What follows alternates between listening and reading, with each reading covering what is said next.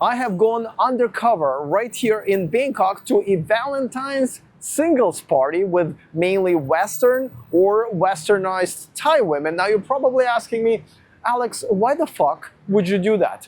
Didn't you escape essentially modern women by moving out of America and coming to right here, Thailand? That's right, I have. But at the same time, I've started this channel to help men in America and in Europe to realize what's happening to them when it comes to dating and men's rights, and help them to get out of that hell just like I did.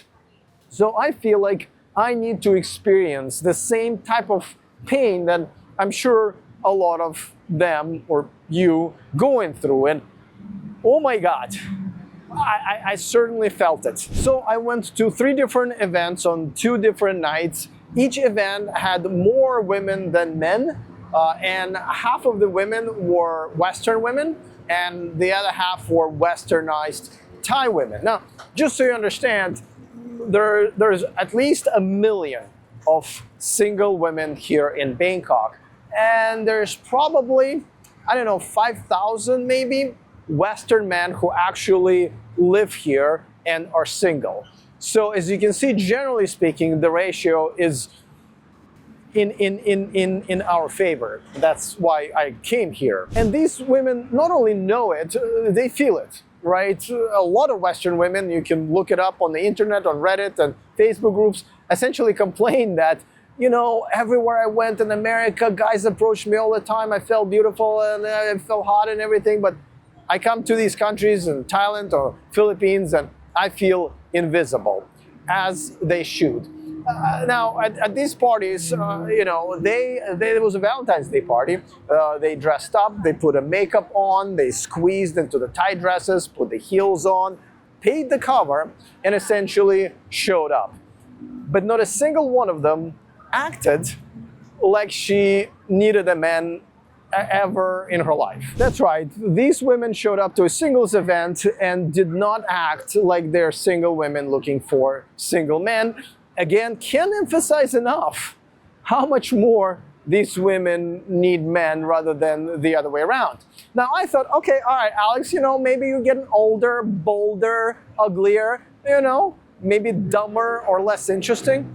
So I decided to check in with a couple of other guys that I've known for a while. One of them is a tall, younger Australian guy, you know, fit. And another guy that is a little bit older, he is an Indian guy from UK. But very witty, has a charm. So now our sample of men is 3 very different men. And I asked them, I said, guys, did you feel like any of these women flirted or in any way were interested or trying to get us ask them for their numbers? And they all said, no, man, I didn't feel like that at all. Now, let me tell you about some of the little stories that I've noticed at this party. And again, literally everything that I saw at this party reminded me how horrible and hopeless the dating scene is in America and other Western countries. Now, some of the women there claim that they came there to make friends. Again, can't emphasize enough, a singles party on Valentine's Day where all the women dressed up. Now, I don't know in general why women want to be friends with men who want to fuck them. Do they just say that we're here for friends, but they really just want to get the attention and the compliments, which weren't really coming that much in the room where there are more women than men, in the city where there are way more women than men.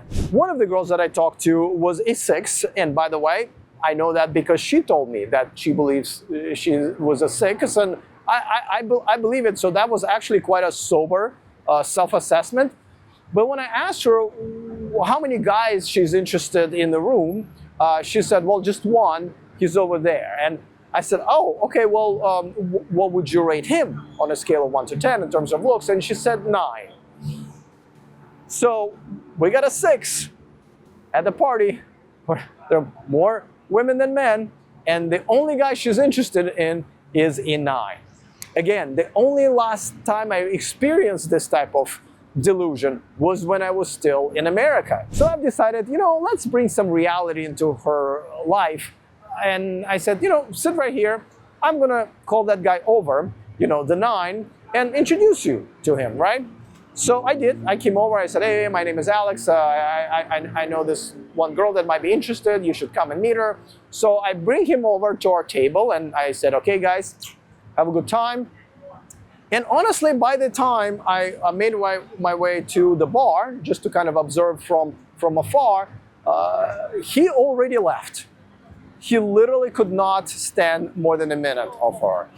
And don't get me wrong, I just wanted to see it with my own eyes, but I know that happens all the time to these women, where, they think that, because some of these guys would actually, take them in as friends with benefits or one-night stands, that these are also the guy who will marry them. And by the way, even though she was a digital nomad, which means she goes from one place to another, she told me she's absolutely not looking for sex and only looking for a stable, a long-term relationship, which is ironic at the very least. Then I talked to a bunch of other women, but just like with majority of women, they are boring. Especially Western women, because they don't have to be interesting, right? Because no matter what, there will be always simps, entertaining them, inviting them to stuff, buying them the stuff. So they don't really need to have a personality. And most of the women there were not. And then I found this girl kind of sitting in the corner. Quite cute, I have to say. A Thai girl, speaking English, which again is a big red flag here. And I asked her, hey, how's it going? What are you doing here? She's like, oh, I'm just here looking for friends. And I said, oh, okay. You don't want to have a boyfriend one day? She's like, oh, I have one. I'm actually in a very happy relationship. I'm like, oh, great. Is he Thai or is he foreigner? She's like, oh, she's English. He's English. He's from Great Britain. And I said, great. So he's there now. Does he visit you here or whatever? She's like, oh, no. He lives here in Bangkok. And I said, wait a second. Let me get this straight. You are in a happy relationship, and yet you came along to a Valentine's singles party while your boyfriend is somewhere else. Happy relationship, right? And there were many, many other delusional women that I just had a blast observing and interacting and kind of conducting these little mini experiments. But at the end of the day, I gotta tell you, it's been a while since I've felt this unattractive and ugly and undateable. Now, luckily for me, I just stepped outside of that, a bar room, the lounge where this event was happening, and be back in the real world where I am attractive and many women actually want to know and date a guy like me. But the reason I did it and I got the full service here is I know this is what it's like to still live in America, where that room of delusional, undateable women who don't need no man but still showed up to a singles party is all the choices that you have if you're in America or the Western countries. And, it was a fun evening for me, a couple of them actually, but the realization that this is just nothing but reality with no other options for a lot of you has essential, and just the feeling that I had at the end of the night that, even though I dressed up very well, I am in shape, I'm well groomed, I believe I have a good personality, and I make, lots of mosquitoes here, and I can make jokes and talk about different topics. As you can see, I don't have a problem talking and entertaining. I'm educated, I'm well-traveled, I don't have any kids, I don't have any bad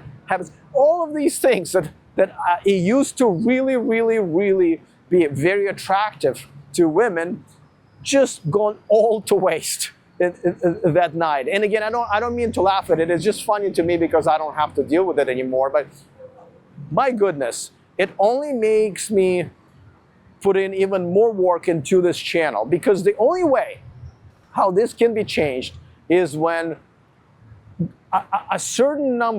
we reach a certain number of men who realize what's been happening and also realize what needs to be done, which is all of us should be walking away from this horrible mutation of women that these modern women are.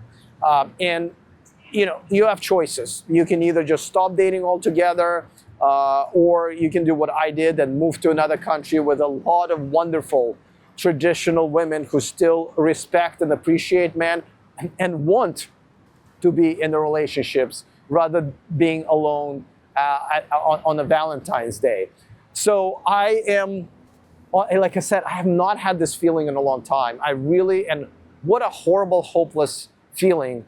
And I want to do everything possible for those of you who do need to realize and have some help to get the fuck out of there, actually do it. And unfortunately, I do believe that what I did as a cure for this, as to escape this horrible reality of dating in American Western countries, is the only way to actually be happy in your dating life. You don't necessarily have to get married or whatever. In my case, I'm dating several girls right now, and I kind of like it that way. Or just being away from these toxic, horrible women, even if you're sitting in your own room here in Thailand, is already a huge relief. And if you want to do that, and I think you should, go to themillionmanproject.com. I have outlined every single step that you need to make to actually make it happen, from the planning stage to picking the right country that is for you, and then of course executing this plan and flourishing in the new country of your choice. I strongly encourage you to look into this, and hopefully I will see you on the other side, where most of us here, regardless of what our relationship status is right now, just being away, the fuck away from these women, we are in a constant state of just happiness. So join us as soon as you can.